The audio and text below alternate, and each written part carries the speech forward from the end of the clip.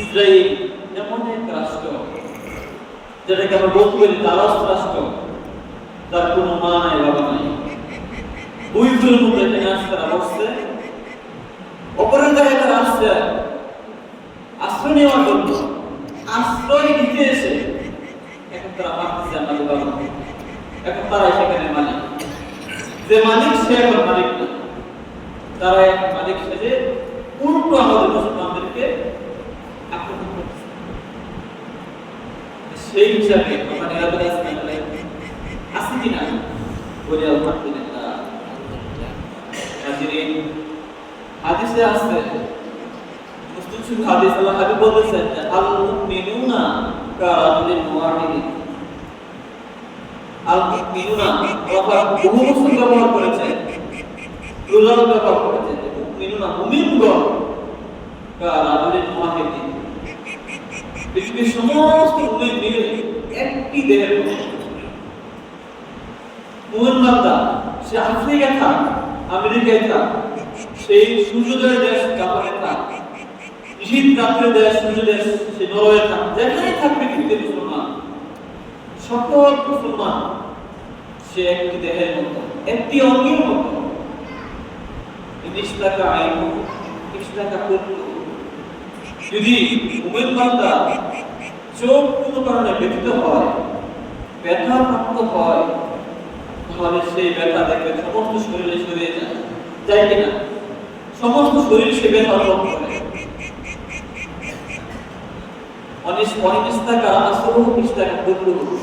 যদি সে মাথায় কোনো ব্যথা পায়, মাথায় যদি আঘাত পায়, তাহলে সেই ব্যথাও সমস্ত শরীরে ছড়িয়ে যায়।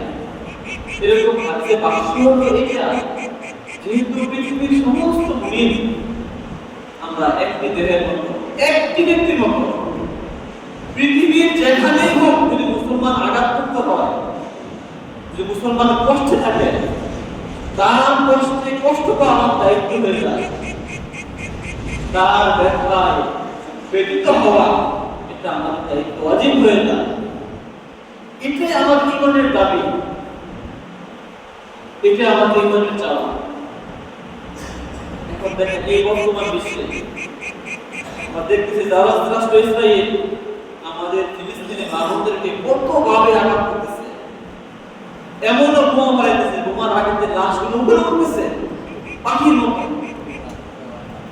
হয়তো আপনারা অনেকে দেখছেন ব্যাপারটা,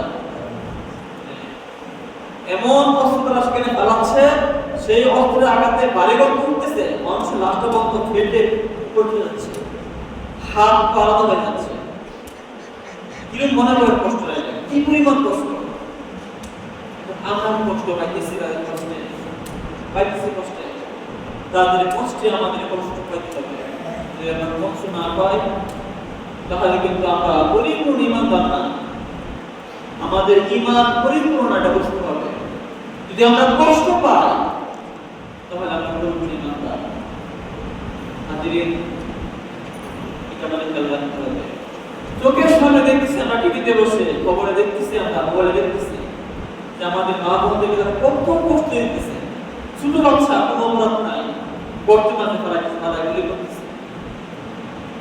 ছোট বাচ্চা, মেয়ে, পুরুষ, ছেলে কত কষ্ট করতেছে, তারা খালি খালি মারতেছে। কেন? তাদের সেই গোপন করতে হবে মুসলমান, একটা অপরাধ তারা মুসলমান, তারা বিশ্বাস করে। আচ্ছা বলে এটা কোনো অপরাধ? মুসলমানরা কোনদিন কারো উপর ধর্ম চাপিয়ে দিয়ে শুনছেন? মুসলমানরা কারো উপর ধর্ম চাপিয়ে দিয়ে শুনছেন? এটা আমাদের পর না, লাকুম দীনুকুম ওয়ালিয়া দীন, তোমাদের দিন তোমাদের, আমাদের দিন আমাদের। ইসলামের ইতিহাসে এমন কোন ঘটনা নাই আপনি পাবেন না যেখানে মুসলমান জোর করে ধর্ম চাপিয়ে দিয়েছে, এটা ইতিহাসে না। হাদিসে নিষিদ্ধ হয়েছে কখনো তোমরা অগ্রে গিয়ে নিজে নিজে কোনো কাফেরের জন্য আক্রমণ করবা না।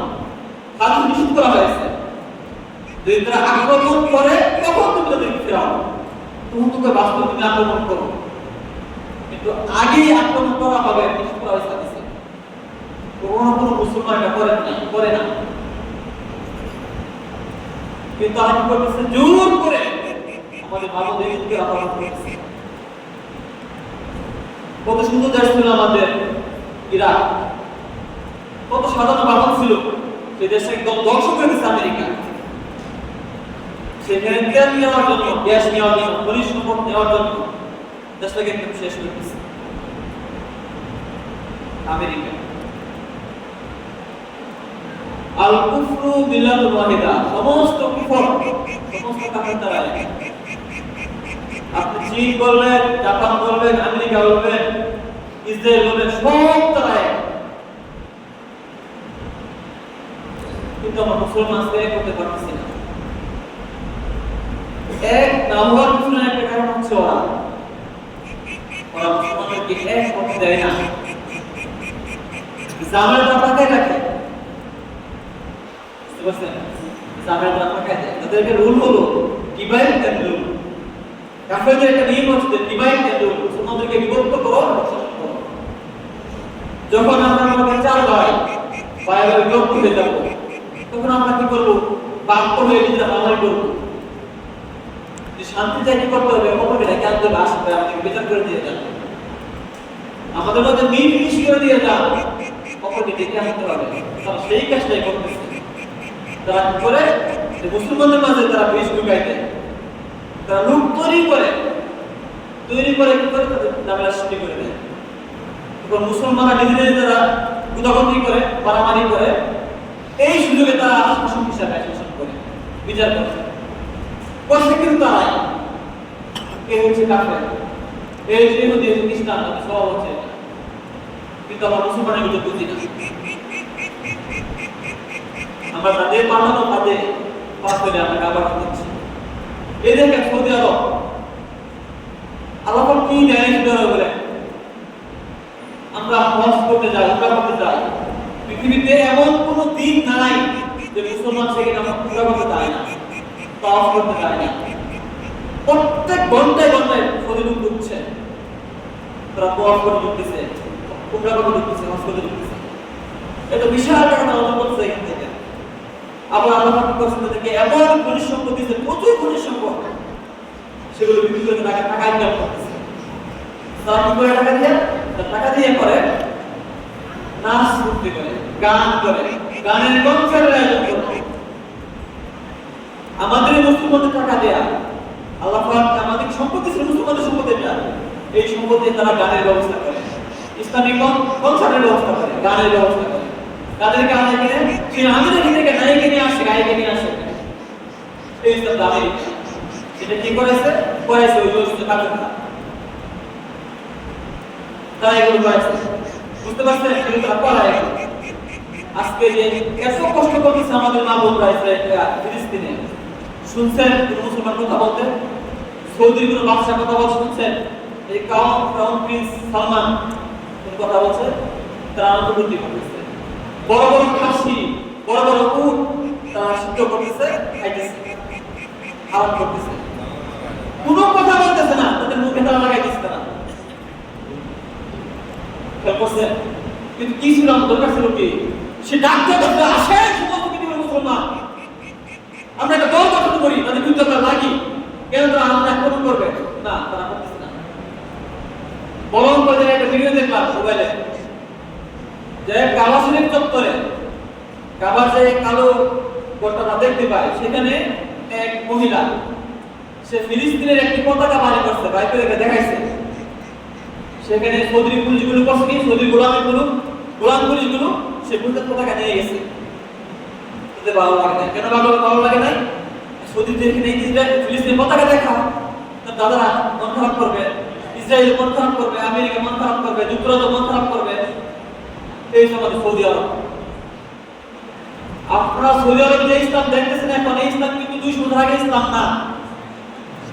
এখন যে ইসলাম দেখতেছেন সৌদি আরবে, এই ইসলাম 200 বছর আগে ইসলাম না। রাসূলের সেই ইসলাম এখন সৌদি আরবে নাই। বুঝতে পারছেন? তারা এখন তাদের পাতানো ফাঁদে পা দিয়েছে, কিংবা যে ডিভাইড এন্ড রুল, মুসলমানদেরকে শাসন বাদ করো এবং শাসন করো। এখন যদি আমাদেরকে ইসরায়েল বলে বাদ করতে, আমরা বাদ হবো? আমরা তো বাদ হবো না। আমেরিকা বলে তোমরা মারামারি করো, বাদ হবো? এটা সৌদির মাধ্যমে বিভিন্ন ইসলাম রাষ্ট্রপতি আন্দোলন করাইতেছে। এখন দেখেন যে জায়গা জায়গায় গতি দেয় যে বুকে হাত বাঁধবেন নাকি ডান নিচে হাত বাঁধবেন, মারামারি হয়। এটা কিন্তু 100 বছর আগে ছিল না। আপনি জুলে আমিন করবেন, রাস্তায় করবেন, মারামারি হয়, এটা কিন্তু আগে ছিল না। আরে ভাই আপনার না বলে নামাজ পড়া আপনার আপনি বলেন নাই, আসতেও বলেন না, জুলে বলেন নাই, আমিন আপনি বলেন নাই, নামাজ হবে। আপনি সূরা ফাতিহা জুলে বলেন না, আসতে বলেন না, পরে সমস্যা নাই, নামাজ হবে আপনার। আপনি হাত করে বাঁধেন, নিচে বাঁধেন, হাত ছাড়া দেন, কোনো সমস্যা নাই, নামাজ হবে, সব হাদিসে আসবে। কিন্তু বাংলা টাকা গেছে কে ওরা টাকা দেয় আমাদেরকে, লাখ লাখ টাকা দিতেছে, আমরা বুঝতেছি না এগুলো। আমাদেরকে পেট্রোল দর দেওয়া হয়, কোটি কোটি টাকা খরচ করা হচ্ছে মুসলমানের পিছনে পরস্পরকে লাগিয়ে দেওয়ার জন্য। আমাদেরকে লাগাই দেয়, আমরা থাকি শ্রোতাদের জন্য বলতে হবে, আমিন জন্য বলতে হবে, আমিন আসতে বলতে হবে, তারা কিন্তু আপ্রাণ করতে হবে, তারা বিশ্বাস করতে হবে। আমরা এই নিয়ে আসি, তারা বিশ্বাস করতেছে না। আমরা সময় পাচ্ছি না তাদের বিরুদ্ধে আমরা কি করতে পারি, পরিকল্পনা করার আমাদের সময় হয় না। কেন? নিজেরাই ব্যস্ত আছে, ব্যস্ততা রাখতেছে। এই সমস্ত শয়তানগুলোর মাধ্যমে আমাদেরকে ব্যস্ত রাখতেছে। আর সব শয়তান মুনাফিক, বুঝতে পারছেন? এই ইসলাম তো আগে ইসলাম না। তুরস্ক খেলাফত ছিল, তুরস্ক কি ছিল? খেলাফত ছিল। আমাদের এই ভারতবর্ষ শাসন করতে মুসলমানরা, তখন কিন্তু এই মারামারি ছিল না, বোঝাপড়া ছিল না আমাদের মাঝে, পারস্পরিক বোঝাপড়া ছিল না। তখন খেলাফত ছিল সৌদি আরবে, তুরস্ক শাসন করতো, খেলাফত ছিল, তখন বোঝাপড়া ছিল না, ওরা পারে নাই আমাদের সাথে। যেই খেলাফত বেড়ে গেছে মুসলমানের, এই লাগাই দিচ্ছে আমাদেরকে। আমিন নিয়ে আমরা আসি, আমরা কি নিয়ে আসি বলে? আমিন নিয়ে। হাত উঠায় বা মুখে না আমিন নিয়ে আমরা আসি, আমাদেরকে আসি, তারা আমাদের কাজ করতেছে। আমাদেরকে লাগাই দিয়ে পারস্পরিক ভাই ভাই লাগাই দিচ্ছে আমাদেরকে, তারা আমাদের শাসন করতেছে। এখন তারা এমন অস্ত্র আবিষ্কার করছে যে আপনি গরম সিটি করে দেখতেছে, খেয়াল রাখতেছে। আমাদের কি উচিত ছিল সেই রকম অস্ত্র আমাদের তৈরি করা? সেই চিন্তা আমাদের আছে? সেই চিন্তা আমাদের নাই। কেন নাই? তুই আমাদের লাগাই রাখছে, আমাদেরকে লাগাই রাখছে ভাই, আমরা তো বুঝি না এগুলো। এই হচ্ছে আমাদের অবস্থা। আর যদি শুনতে খারাপ লাগছে মনে হয় না, কিন্তু এটা কিন্তু বাস্তব। সৌদিতে যে ইসলাম দেখেন, এই ইসলাম কিন্তু 200 বছর আগে ইসলাম না, রাসূলের যুগের ইসলাম না। এটা হজ করে মানুষ রাসূলের রওজা শরীফে যায় জিয়ারত সালাম দেওয়ার জন্য। পুলিশ বলে, সৌদি পুলিশ বাইরে যায় না, এটা বেদা বেদা বলে নাউজুবিল্লাহ। চিন্তা করতে পারেন কোন দেশে আছে ওরা এখন?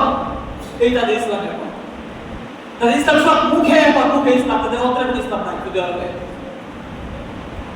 এত টাকা পয়সা আমাদের মুসলমানের টাকা পয়সা দিতেছে হজের মাধ্যমে, উমরার মাধ্যমে, বিভিন্ন পরিষেবা বিক্রি করে সব তারা খরচ করে আনন্দ করতে ক্ষেত্রে স্থায়ী কিছু করুক, যেমন প্ল্যান করুন 200 বছর পরে মুসলমানরা কি করবে করুক। আমাদের দেশ থেকে পাকিস্তান, বাংলাদেশ, ইন্দোনেশিয়া, গরিব দেশ আছে না আমাদের মুসলমান দেশ, কিন্তু লোকরা নিয়ে নেই, তারা শ্রম দেবে, টাকা দেবে, তারা চিন্তা নাই, টাকা পাইতে খরচ করতেছে। পৃথিবীর সবচেয়ে বেশি খাবার খরচ করে, খাবার অপচয় করে সৌদি, সবচেয়ে বেশি খাবার অপচয় করে সৌদি। এই যে আমাদের ফিলিস্তিনকে মারতেছে, একটা কথা বলতেছে না এই মুনাফিকের বাচ্চারা। চিন্তা করছেন হাদিস কি বলছে? রাসূল বলছেন যে আল মুসলিমুনা আল মুমিনুনা কারাজুল ওয়াহিদিন, পৃথিবীর সমস্ত মুসলমান এক দেহের মতো, এক অঙ্গের মতো। জিনিসটা কায়দা করলো যে চোখ ব্যথা পায়, এই ব্যথা সমস্ত শরীরে সরাই যায়। মুসলমান আঘাত পেয়েছে, এই যে ভারত মুসলমান আঘাত পেয়েছে, মুসলমানদের অর্থ করা জমি সরকার নিয়ে নিতেছে। সেখানে নেই হলো যে হিন্দুদের অর্থ করা জমি সেগুলো আছে, এগুলো হিন্দুরাই দেখবে, অন্য কেউ দেখতে পারবে না। আর নিয়ম ছিল যদি মুসলমানদের অর্থ করা বিষয়গুলো মুসলমানই দেখবে, এটা নিয়ম ছিল। এখন তারা নিয়ম করতেছে না ভারতে, মুসলমানদের অর্থ করা জমি মুসলমানও দেখবে, হিন্দু দেখবে। চিন্তা করতে পারছেন? ওটা খাওয়ার কথা, মুসলমানের মাদ্রাসার জমি, খানকার জমিগুলো তারা খাবে।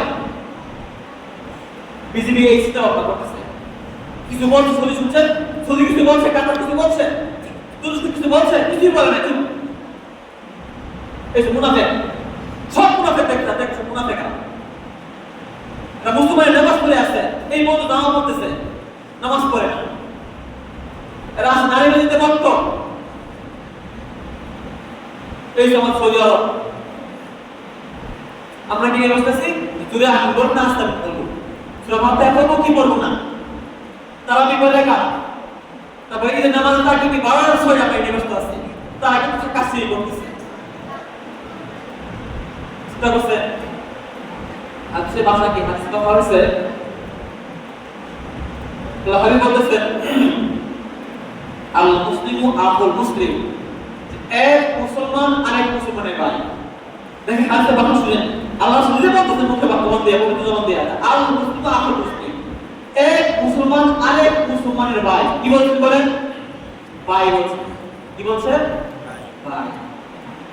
আচ্ছা, এরপর আসতেছে আল্লাহ বলতেছেন লা ইসলিমু ওয়া লা ইসলিমু, মুসলমান তার অপর মুসলমান ভাইকে জুলুম করবে না এবং কখনো অপরের হাতে শত্রু হাতে সুপ্ত করে দিবে না, নিজে জুলুম করবে না এবং কখনো অন্য শত্রু হাতে তুলে দিবে না। এটা হাদিসের ভাষা। এরপর আল্লাহ বলতেছে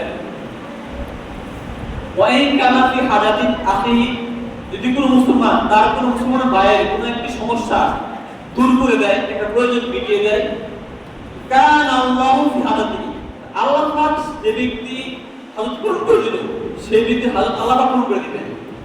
সুবহানাল্লাহ, চিন্তা করছেন। এবং যদি কোনো মুসলমান তার অপর মুসলমানের কোনো একটি বিপদ সমস্যা দূর করে দেয়, আল্লাহ পাক ওই ব্যক্তির সমস্যা কেন দূর করে দিবেন।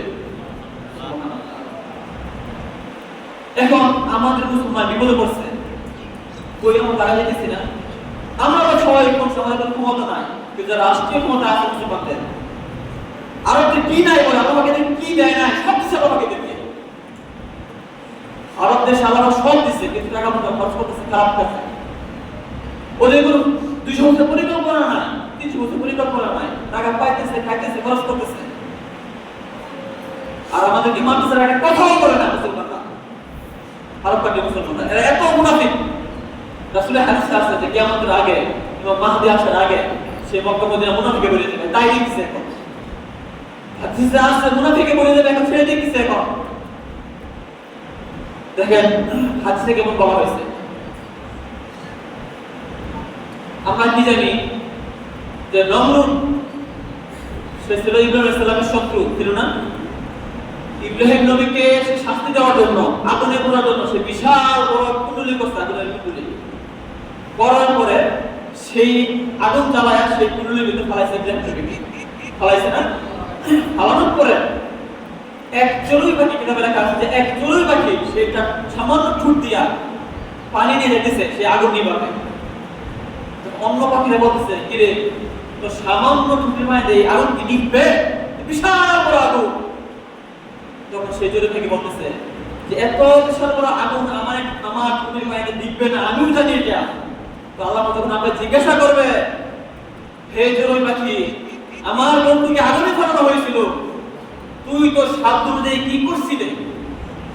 আমি তখন যেন বলতে পারি যে আমার যতটুকু ক্ষমতা ছিল আমি সেটুকু ব্যবহার করছি। সুবহানাল্লাহ, চিন্তা করছেন। কিন্তু আমরা এখন কি করতেছি? কিছু করি আমরা?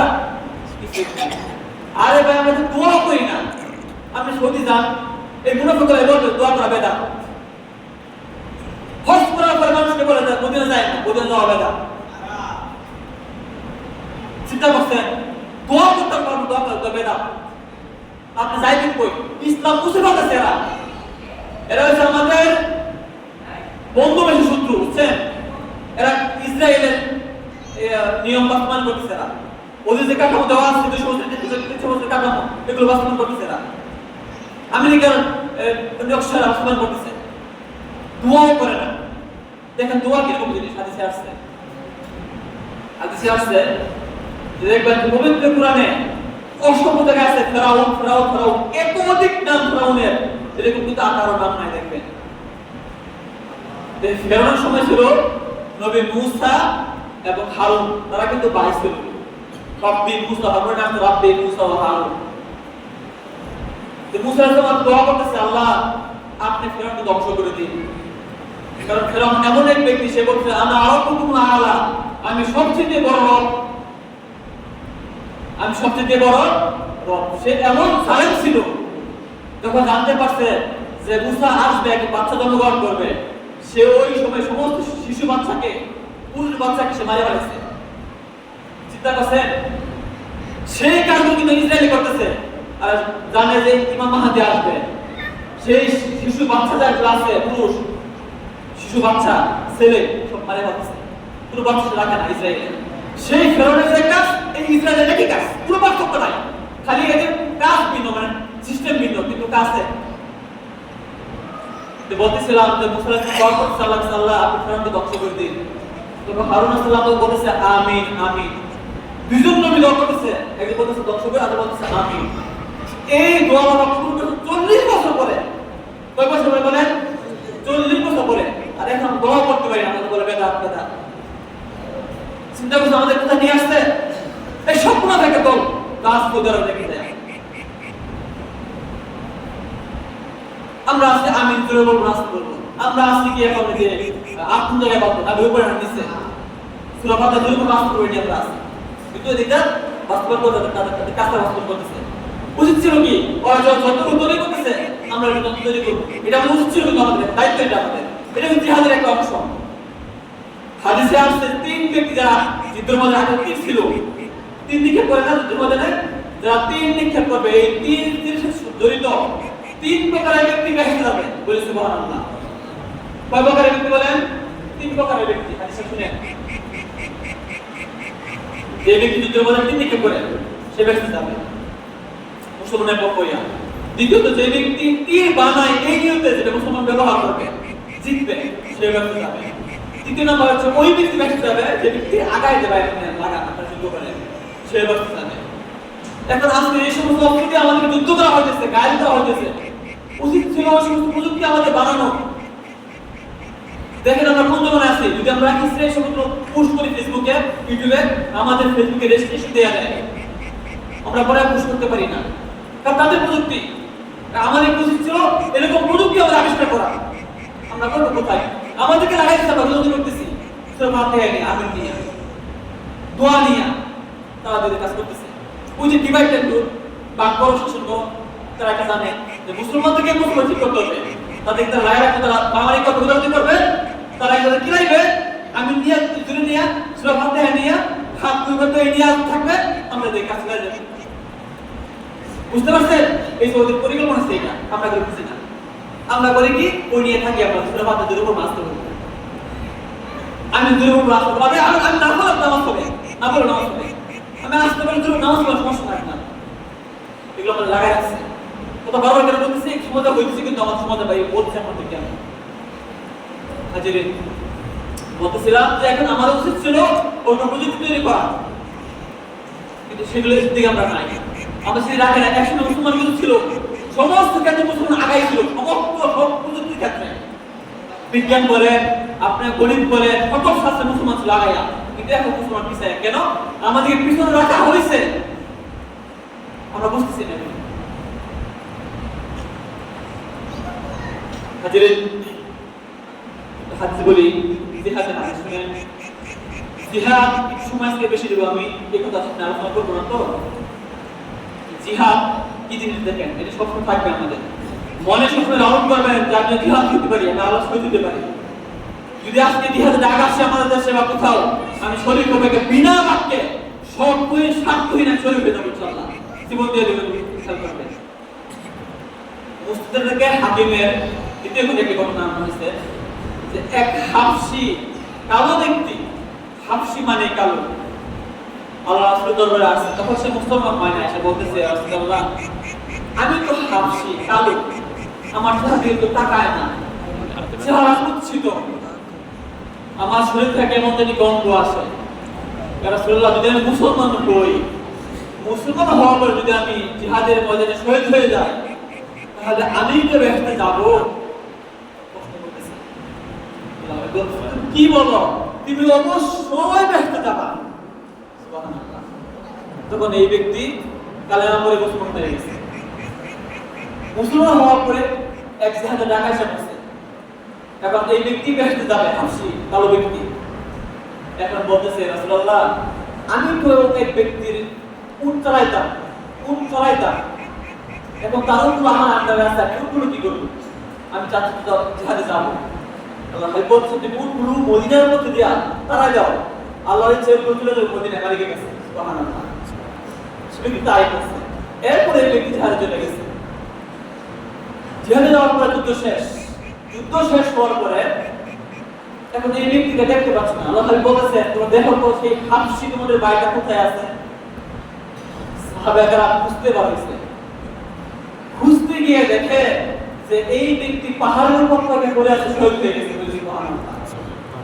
আল্লাহ হাবিব সেখানে গিয়েছে, যায়া একেবারে ঝুঁকি দিয়া দেখতেছে, দেখে আল্লাহ খুশি হয়ে গেছে, বলতেছে তোমার চেহারা সুন্দর হয়ে গেছে, তোমার চেহারা এখন সুন্দর হয়ে গেছে, তোমার স্থান এখন জান্নাতে, তোমার জন্য বেহেশতে বুইরা অপেক্ষা করতেছে, নাগরনন্দা বুইরা।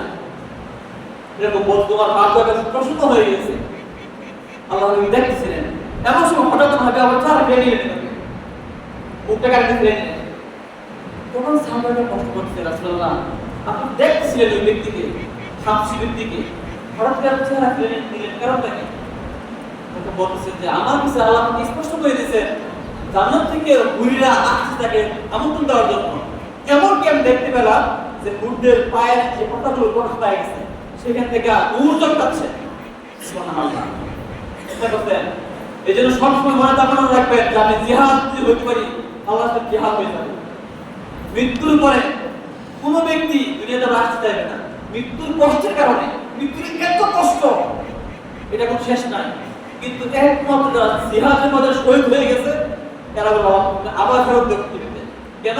সে ব্যক্তির কোনো মৃত্যুর কষ্ট নাই। কি নাই বলে? কোনো মৃত্যুর কষ্ট নাই। কোরআনে বলা হয়েছে ওয়ালা তাকুলুনা লিমা ইয়াকতুলু ফি সাবিলিল্লাহি আমওয়াতা, যারা আল্লাহর রাস্তায় শহীদ হয়েছে তাদের কোনো মৃত্যু হবে না, তারা জীবিত। যদি আল্লাহ রিজিক দান করে, সুবহানাল্লাহ। এজন্য যে পরিস্থিতি আমরা দেখতেছি, আমরা দেখেন ইন্ডিয়ায় মুসলমান জমিদার নিয়ে গেছে, অপকার জমি। পাকিস্তান ধরে দেখলাম আমরা যে ফিলিস্তিনে মারতেছে, দেখলাম আমরা বিভিন্ন জায়গায়। কিন্তু যে কোনো সময় আমাদের আকাশ করে হাজার মনে তামান্না রাখবেন যে আল্লাহ আমার এই জীবন, আমার এই মরণ যেন আপনার পথে আল্লাহ কবুল করে নেন। আল্লাহ পাক মুমিনের জান এবং মাল, জান এবং মালকে বেহেশতের মতো ক্রয় করে নিয়েছেন, কিনে নিয়েছেন। যদি বেহেশতে চান, মাল আল্লাহ দিয়ে দিবেন, এটা নিয়ে রাখবেন। সার্বক্ষণিক যে আল্লাহর পথে শহীদ হইতে পারে, একটু দোয়া করবেন। কারণ গড়ের জন্য মারা যায়, গড়ের চৌখানে শহীদ জন্য মারা যায়, আমাদের ছেড়ে যা শহীদ সম্ভব। সুবহানাল্লাহ। যদি মনে নিয়ত থাকে এরকম,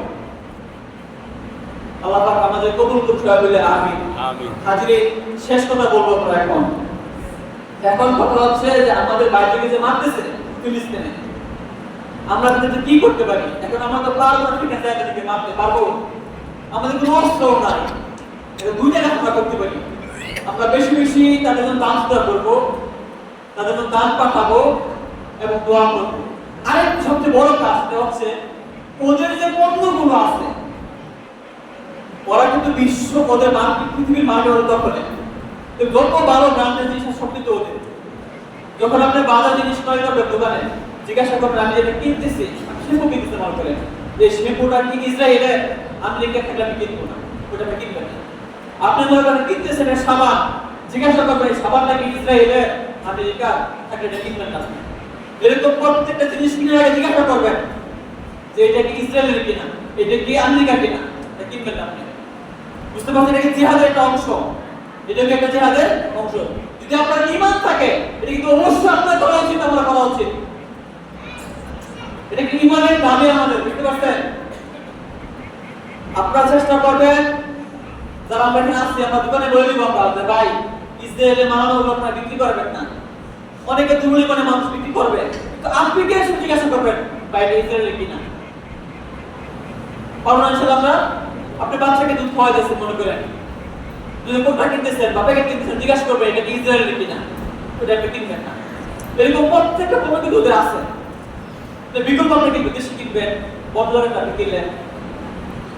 বুঝছি আমরা ইনশাআল্লাহ। কি বুঝি বলেন? আমরা ইসরায়েলের কোনো জিনিস কিনবো না, কেনার সময় দোকানদারকে জিজ্ঞাসা করবো এটা ইসরায়েলের কিনা, এটা আমেরিকার কিনা। পারবো না ইনশাআল্লাহ? ইনশাআল্লাহ পারবো আমরা ইনশাআল্লাহ। এটাও তো জিহাদের অংশ। বলেন এটা কিসের অংশ? জিহাদের অংশ। আল্লাহ পাক আমাদেরকে বুঝ দান করুন। আমিন। আর আমরা নিজেরা দৌড়াদৌড়ি করবো না, যে দূরে আমি নিয়ে আসতে, আমি নিয়ে হাত কেটে বার করে দৌড়ে দৌড়াদৌড়ি করবেন না। এটা কিন্তু ওদের চাল, আমাদেরকে ব্যস্ত রাখছে এই মুহূর্তে, তারা কাজ চালাইতেছে। বুঝতে পারছেন? আল্লাহ পাক আমাদের সবাইকে বুঝ দান করুন, সবাই বলে আমিন। আমরা দাঁড়িয়ে যাই, দাঁড়িয়ে 2 রাকাত নামাজ পড়ে নিই।